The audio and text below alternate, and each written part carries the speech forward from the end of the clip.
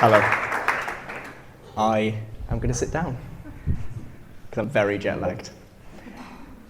So, unlike the other two really interesting stories that we've heard, I think my story itself isn't all that interesting. So I figured what I'd do is try and condense my story down to about 2 minutes. Time me, I'll go as quick as I can. And then I want to just kind of think out loud about an idea that seems to be a recurring theme throughout my story, right? So something that for the past 14 or 15 years since I started trying to run businesses and do things, I'm 28, I know I look about 12, I haven't been running businesses since I was 2. Something that seems to be a common theme, and crucially something that I think everybody in this room, A, will have had experience of, just perhaps hasn't noticed it, but B, hopefully you can leave with this idea and to make it useful.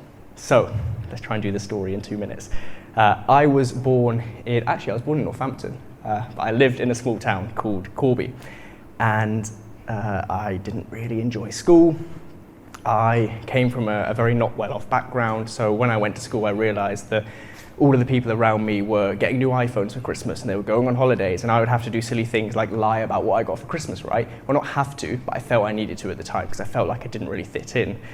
And also, add on to that, I just did not enjoy school. So when I was 14, I was sat next to a guy called Lewis, and he and I both did not enjoy school, but we both really enjoyed business studies. And so one day, on a whim, we decided to start a business at the age of 14. We lived in Corby. Corby had a bad reputation at the time, for want of a better word. It was voted like one of the 10 worst towns to live in, but we really liked our town, right? And we decided to start a magazine. So after days of brainstorming what to call this magazine about Corby, we settled on the name Corby Magazine. And so that ran for around 2 years. It was actually it was the most wealthy I've ever felt, right? Because imagine making thousands of pounds when you're 14 and don't pay tax because you're not a real business and all of those things. So it was a really enjoyable experience. We got a bunch of press from it, like BBC Breakfast News covered it, RTE Radio in Ireland, a newspaper in France made an app about us, a full app about us. That's the kind of times we were living in back then. But my business partner moved to London after our GCSEs to take a job, which means that the business had to come to a close because he and I ran it together. We couldn't do each other's roles. And so I did what any lost and confused 16-year-old who had an interest in business but didn't have a business would do. And I applied to go on the BBC's Young Apprentice.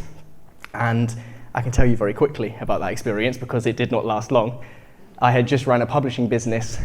I sat in front of Lord Sugar on week 2. He said, "This is a publishing task. You should be project manager." It went very badly. He fired me, so we need to know.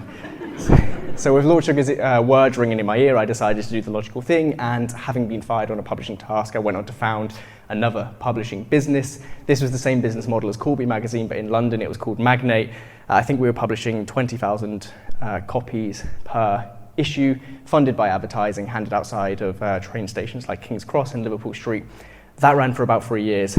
Things happened, the business came to a close, and now I run a marketing agency called Patter. I've been doing that for 6 or 7 years, and I also have a podcast and do content. I think that's the very short bio.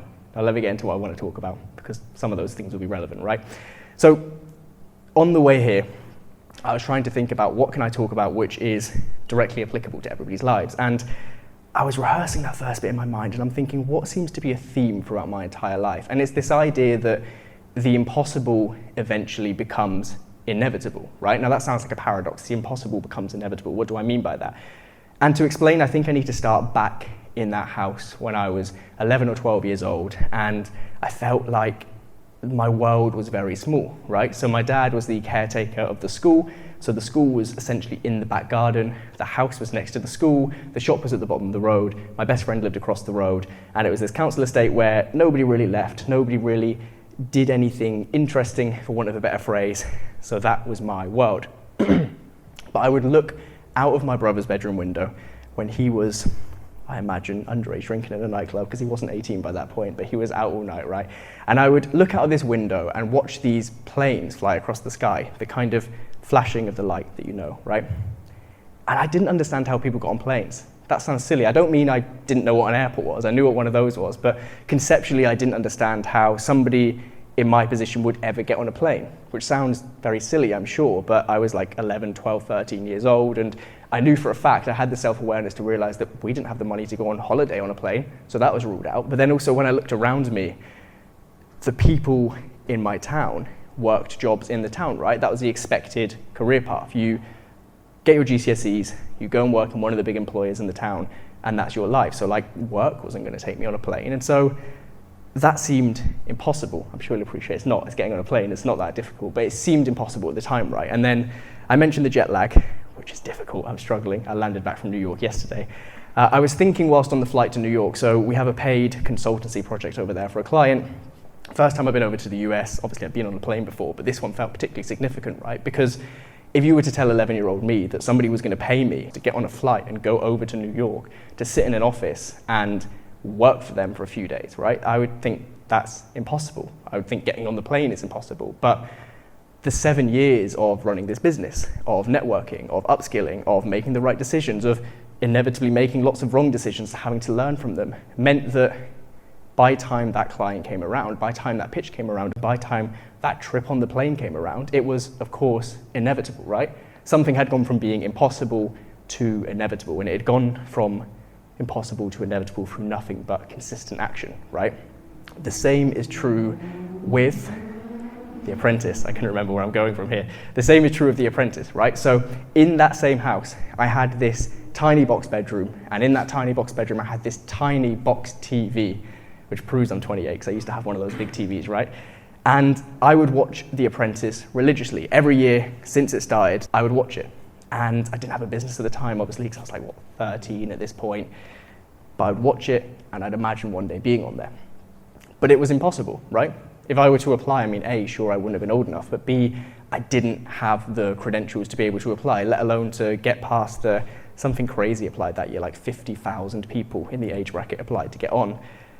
So it was impossible. But by the time Lewis and I had ran that business for 2 years, had given up every single hour of our free time, and to be honest, most of our time in school, because we weren't really doing any schoolwork, to build that business, to walk the pavements looking silly in our oversized Corby magazine coats, to get the advertising revenue, and to negotiate with printers to give us credit when we're these two. I mean, if you think I look young now, I looked really young then. The fact that anybody gave us credit is crazy, and probably negligence on their part. But anyway, by time the producers looked at my application, and I sat in front of them with a much higher pitched voice, it has to be said, because I went on national TV and my voice hadn't broke. I don't recommend that. It was inevitable, right? It had gone from being this impossible thing that logically could not happen to being something that became almost inevitable due to the action. This one probably sounds weird, right? This example of an impossibility, but there was a period in my life when I was around 20 when my dad was unwell, but we couldn't quite tell what was wrong. He eventually was diagnosed with Alzheimer's, but we didn't know at the time, right? So he was unwell and therefore couldn't work. And my mum was staying off work to look after him, but he wasn't diagnosed, so she should have been going into work, so she wasn't working. And I was this like 20-year-old guy who was trying to run a business but was making no money, so I wasn't working. So there was no money coming into the house. When I say none, I don't mean like a little bit, like nothing, right? So there were periods when the fridge was empty, and I have this picture in my Dropbox. I took it thinking I would want to look back on it one day. When I say empty, I mean there was nothing in there, not like a little bit of milk and some cheese, nothing. There was another time, thankfully a different time, when the freezer was empty, again, empty in the literal sense, no food in there. So I would have to walk everywhere because we had no money, right? And it would be on these trips to like Aldi or Lidl, where it would be like an hour away, but it was the cheapest shop, so I'd walk there. I love Aldi and Lidl, nothing against it, where I would kind of just walk and talk to myself. That internal monologue that we all have, or at least most of us have. Some people tell me they don't have it. That's crazy to me. I would just do that out loud, kind of like I'm doing now, right? Just thinking out loud about an idea that resonated with me, that I felt would kind of be useful in the future, kind of talking to myself, pep talking myself, if you like. And weirdly, I always imagined, as silly as this sounds, that I was doing it on a stage, right? Because it feels a little bit less weird if it feels like you're talking to other people, even if those people aren't there. So I would do this, and I always thought that it would be amazing to one day have a reason to do this for real, right? To come and sit and chat to people like we are here. But it was impossible. Like, the guys organising this will attest to the fact that if 20-year-old me turned up and said, hello, I don't have a job and I don't have a business and I have nothing to talk about, but can I talk out loud? You'd be like, very nice idea, but no thank you, right? But 210 episodes of a podcast later, where I do this, I sit and I think out loud, dozens of guest episodes with the most interesting people I know, endless hours like researching and reading books and going into these kind of rabbit holes of different ideas, hundreds and hundreds of internet videos like you mentioned, and also just like the best part of a decade of living means that that impossible idea of being able to sit here and have these kind of conversations became inevitable, right? It would be a bit of a problem if 200 episodes, hundreds of hours, 5 years of my life going into a podcast and content didn't get the occasional person knocking on my door and kindly saying, come and chat. So this is all to say that we all have these things right now which seem impossible. And your past experience will already prove this idea to you, as the speakers have spoken about today already. It's Paula Radcliffe, isn't it? I was trying to remember her name. That's a perfect example, right? When you were training with Paula Radcliffe, it would seem a complete impossibility, perhaps even for you to have your own business, let alone to be working with her directly. And yet, what you've done in the 12 years, I'm not good at maths, in the 12 years since means that it's essentially inevitable. And these examples are everywhere. So for example, Ed Sheeran, Adam will tell you that I go to way too many Ed Sheeran gigs. I think I'm on like 15. But his story is a great example of this because he played something silly like 1,100 gigs without being paid. For 10 years of his life, after he moved to London, he would be gigging and doing open mic nights with nowhere to live. He'd be sofa surfing, and it came to a head one night. He tells the story on a podcast where he had just played a sold-out show, a ticketed show for him as the headliner, but due to the agreement with the promoter, he got no money. He had nowhere to stay that night. He had no charge in his phone, and the only friend of his that he knew he would be awake to be able to stay somewhere lived on the other side of London. So he walked until 4 a.m. and he cried his eyes out on that walk. He tells this story, and he got to this guy's house and he's like, that's it, I quit, I'm not doing it. This music thing evidently isn't working out, it's impossible. He was going to go to uni, get a normal job, and we wouldn't have known Ed Sheeran. And yet, something that night encouraged him to continue, and then the compounding effect of the previous decade of his life, the actions that were moving him from impossible to inevitable paid off. A few weeks later, he released a collaborations CD. A few weeks after that, he got signed, and now we all know Ed Sheeran, right? The same is true of that comedian, Matt Rife. 11 years he did stand-up shows. Nobody watched, nobody listened. He uploaded video after video after video. Took one video, he now has billions of views. Netflix specials, selling out arenas around the world, including here in the UK. The examples are endless. And so, I guess what I'd like to leave you with is the idea that even if you don't actually believe me, when I sit here and tell you that the things that you think are impossible can be inevitable, just toy with the idea for a while, right? Because let's imagine we're back here in 5 years' time. Hopefully I can grow facial hair by then and I look a little bit older. Let's imagine we're all back in this room in 5 years' time, right? There will be two distinct buckets of people. There will be those who thought, yeah, that talk was okay. It was kind of pseudo-wisdom and it was a nice idea, but I didn't really pursue it because I don't believe that guy, or I don't believe in myself, or I don't believe that it will actually work, right? And those people, the time would have passed for them anyway, but they will be no further ahead. And then there'll be a second group of people who, even if you think that what I'm saying is nonsense, even if in your mind you want to dismiss it, I'm sure you don't, but even if you do, let's take the extreme example, right?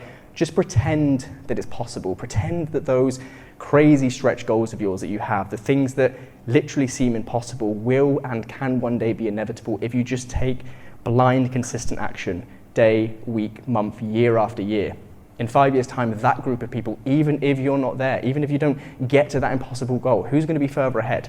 The people who did nothing or the people who tried? And so, whilst not everything that seems impossible becomes inevitable, when I look back on my story, it feels like a really nice frame to view things through. And it's why I continue to pump out hundreds of videos that very few people watch. And I'm in the process of pitching a book to try and get a publishing deal on a book that seems entirely impossible because I didn't listen in school, so who's going to buy a book from me, right? And all of these things, I just continue to believe that if I keep going, if you keep going, those impossible things will one day be inevitable. We made it with the jet lag. Thank you very much. Just before we finish, if there are any questions, let me know, because I think we have a couple of minutes. Sure. Hello. Quick one. Sure. 12-year-old Sean. Yes. Obviously you had a vision of being a 28-year-old Sean, which is one sad. I was hoping I'd look a bit older, but other than that, yes. So let's look at 38-year-old Sean. Yes. Where do you see yourself? I'm going to give such a woolly answer. I'm going to give such a woolly answer. Open question then. But if I'm still trying, whatever that looks like, I'll be happy, right? Because I'm going to go back to another video that I made once that seemed to resonate really well, which is the idea that your younger self believed in you, right?